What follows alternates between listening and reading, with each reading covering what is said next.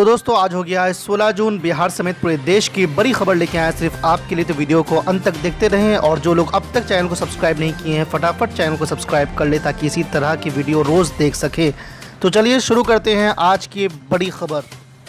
आज की पहली बड़ी खबर, बिहार विधान परिषद के लिए चुनाव का हुआ घोषणा। जी आपको बता दें कि बिहार विधान परिषद की 9 रिक्त सीटों के लिए 6 जुलाई को मतदान होगा। विधानसभा कोटे की इन सीटों के लिए 18 जून से 25 जून तक नामांकन पत्र दाखिल किए जाएंगे। 26 जून को नामांकन पत्रों की जांच की जाएगी। 29 जून तक नामांकन पत्र वापस लिए जाएंगे। सोमवार को चुनाव आयोग ने इन सीटों के लिए सूचना जारी कर दी है। आयोग के अवर सचिव पवन दीवान के अनुसार मतदान सुबह 9 बजे से शाम 4 बजे तक होगा। उसी दिन शाम को 5 बजे नामांकन पत्रों की गिनती की जाएगी।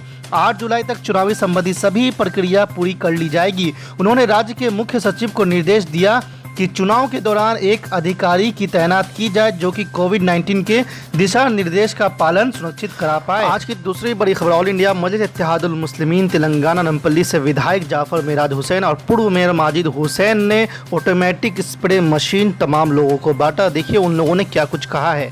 मैं रॉक चर्च फर्स्ट लांसर से आया हूँ। अरे मैं अभी इस वक्त में ये जो स्प्रेइंग मशीन जो हमारा चर्च के लिए जो इनाम के तौर पर दिए गए माननीय में AIMAM की अधिनेताओं को मैं शुक्रगुजार करता हूँ कि इंशाल्लाह परमेश्वर ने उनको भली आशीष से रखे और आगे आने वाले दिनों में भी उनको सही सलामत से अपनी प्रजाओं के बीच में नहीं तो पब्लिक के बीच में अच्छा इस्तेमाल करने के लिए लोगों ने सहायता करें। God bless them. Thank you. AIMAM का बहुत अच्छा इनिशिएटिव है कि ये डिसइंफेक्टिंग सब रिलीजियस प्लेसेस को दिया है, क्योंकि ये पोस्ट कोविड-19 ईरा के अंदर हाइजीन एक बहुत इम्पॉर्टेंट चीज़ है। हाथ धोना और सरफेसेस को क्लीन रखना, तो इसकी वजह से अपने रिलीजियस जो जगह है वो साफ़ भी रहेंगे और यहाँ पे लोग जो इबादत करने आएंगे उसका रिस्क बहुत कम हो सकता है। तो मैं असद साहब का, जाफ़र साहब का, अकबरुद्दीन साहब का शुक्रिया अदा करता हूँ कि उन्होंने ये इनिशिएटिव। हम तमाम जमात के अहबाब बैरिस्टर असदुद्दीन अवीची साहब और हबीब मिल्लत अलहाज अकबरुद्दीन साहब के तमाम जो भी जमात के अहबाब हैं, जनाब मेराज हुसैन साहब, माजिद भाई, हम उनके शुक्रगुजार हैं। कोई इंसानियत का दर्द रखते हुए बिला लिहाज व मज़हब व मिल्लत जो इंसानियत की खिदमत ये जो हालात में किए हैं, हम बहुत ममनून व मशहूर हैं कि अल्लाह ताला इनके इसार व कुर्बानी को कबूल फरमाए और फिर इनको इसका अजर अजीम अता फरमाए। నమస్కారం, నా పేరు ప్రవీణ్ శర్మ. మేము గుడిమలకాపూర్ సాయిబాబా దేవాలయం నుంచి వచ్చాం. మేము మా వైస్ ప్రెసిడెంట్ గారు ఇక్కడికి వచ్చాం. ఈ ఎమ్మెల్యే గారు ఇచ్చినటువంటి ఈ శానిటరీ మిషన్స్ని మా దేవాలయం తీసుకెళ్ళి మా దేవాలయంలో ప్రతి చోట ప్రతి ఇంచు కూడా శానిటైజర్ చేసి మా దేవాలయం పురోభివృద్ధికి కోరుతున్నాం. అలాగే కరోనా నుంచి కూడా మా దేవాలయంకి రాకుండా చూసుకుంటాం. అలాగే భౌతిక దూరాన్ని పాటిస్తూ గవర్నమెంట్ వాళ్ళు చెప్పిన సూచనలు పాటిస్తూ తప్పకుండా ఉంటామని చెప్పేసి కోరుతున్నాం. अस्सलाम वालेकुम। मैं गुड़ी मलकापुर साई बाबा टेम्पल से यहाँ पे मौजूद हुआ हूँ। कोरोना वायरस से फाइट करने के लिए हमारे MLA नापल्ली कॉन्स्टिट्यूंसी के MLA साहब हमारे किट दे चुके हैं, उससे तो हम बहुत बहुत धन्यवाद देना चाह रहे हैं। श्री कट्टमैसम्मा टेम्पल के तरफ से MLA साहब को और MP साहब को जो हमारे मंदिर को सैनिटाइजेशन मशीन और सोडियम हाइड्रोक्लोराइड जो दिए हैं, भक्तों के आने के बाद उसको सैनिटाइज करने के लिए हम हमारे कमेटी तरफ से श्री कट्टमैसम्मा टेम्पल के कमेटी की तरफ से MLA साहब को और MP साहब को और कमेटी के पूरे MIM को हम धन्यवाद। आज की तीसरी बड़ी खबर, हम के राष्ट्रीय अध्यक्ष पूर्व मुख्यमंत्री जीतन राम मांझी ने चुनावी साल में मुख्यमंत्री नीतीश कुमार की खुलकर तारीफ कर दी है और राजद को अल्टीमेटम देकर राजनीतिक अटकलों को हवा दे दी है।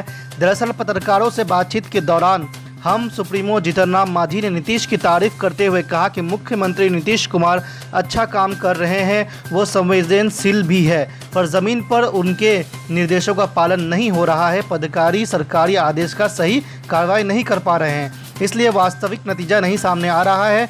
मनरेगा और क्वारंटाइन सेंटर में घोटाला हो रहा है, मजदूरों को पैसा नहीं मिल रहा है।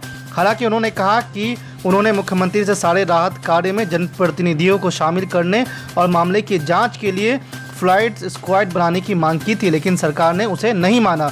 वहीं उन्होंने महागठबंधन के समन्वय समिति के गठन को लेकर साफ अल्टीमेटम दे दिया है। मांझी ने कहा कि अगर 25 जून तक महागठबंधन में कोई समन्वय समिति नहीं बनती तो वो कोई भी निर्णय ले सकते हैं। आज की चौथी बड़ी खबर, बिहार के 23 जिलों में सोमवार को 106 नए कोरोना संक्रमितों की पहचान की गई है। इसके साथ ही कोरोना संक्रमितों की संख्या बढ़कर 6,581 हो गई है।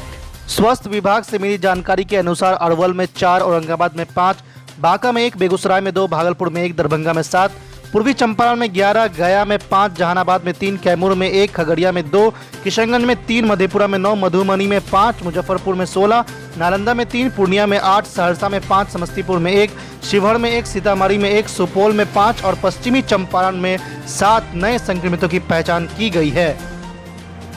आज की पांचवी बड़ी खबर, बिहार में सियासी सरगर्मियां धीरे धीरे ऊपर चढ़ने लगी है।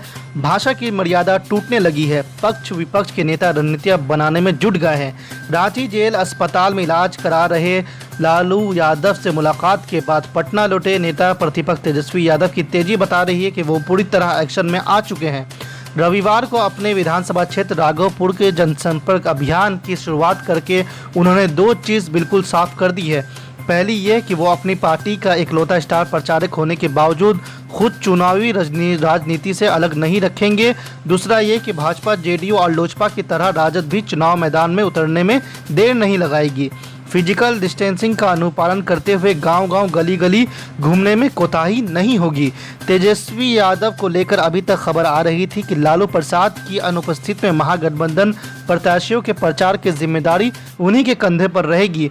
ऐसे में वो चुनाव लड़ने से इनकार कर सकते हैं। ऐसी सूचनाओं को हवा इसलिए भी मिल रही थी कि विधान परिषद में विधायक कोटे से 9 सीटें खाली है, जिसके लिए चुनाव की प्रक्रिया शुरू होने वाली है। विधानसभा चुनाव में अपने प्रत्याशियों के पक्ष में प्रचार के लिए तेजस्वी प्रत्याशी बनने से बच सकते हैं और परिषद के सदस्य हो सकते हैं, किंतु राघवपुर को चुनावी यात्रा बता रही है कि लालू प्रसाद से मशवरे के बाद तेजस्वी ने खुद को चुनाव लड़ने के लिए तैयार कर लिया है। उनका क्षेत्र भी वही होगा जहां से वो पिछली बार विधायक बने थे। आज की छठी बड़ी खबर, ऑल इंडिया मजलिस इत्तेहादुल मुस्लिमीन के महाराष्ट्र के मुंबई के प्रेसिडेंट ने वहाँ की सरकार से ये डिमांड किया है कि तमाम लोगों का 5 महीने का बिजली बिल जो है वो माफ़ किया जाए। मैं फैयाज अहमद मजलिस इत्तेहादुल मुस्लिमीन मुंबई शहर का सदर की हैसियत से महाराष्ट्र के मुख्यमंत्री माननीय उद्धव ठाकरे जी और महाविकास आघाड़ी से निवेदन करने के लिए आज उपस्थित हुआ। पिछले वीडियो मैंने निवेदन किया था कि 3 महीने लॉकडाउन और 2 महीने उसके अलावा बिजली बिल माफ़ की जाए, क्योंकि आज आवामी तौर पर, इलाकाई तौर पर, शहरी तौर पर आवाम बेहद परेशान है और ज़हनी तनाव में है और डिप्रेशन में जा रही है। आज कोरोना जैसी महामारी से आवाम लड़ रही है और दूसरी तरफ लॉकडाउन से परेशान है। कारोबार ख़त्म हो चुका है, लोगों के पास पैसे नहीं कि घर का किराया दे सके और उस पर बिजली विभाग का कहर, जो कि आने वाले वक्त में आवामी जहनों को तनाव में जाएगा। इसके लिए मैं एक बार फिर आपसे निवेदन करना चाहूँगा कि बराए करम इस चीज़ के ऊपर फिक्र करें, सोचें और 5 महीने का बिजली बिल माफ़ करें, क्योंकि हम सब जानते हैं कि 1982 के अंदर मुंबई शहर में मिल मजदूरों की हड़ताल हुई, जिसमें लाखों लोगों का रोजगार चला गया।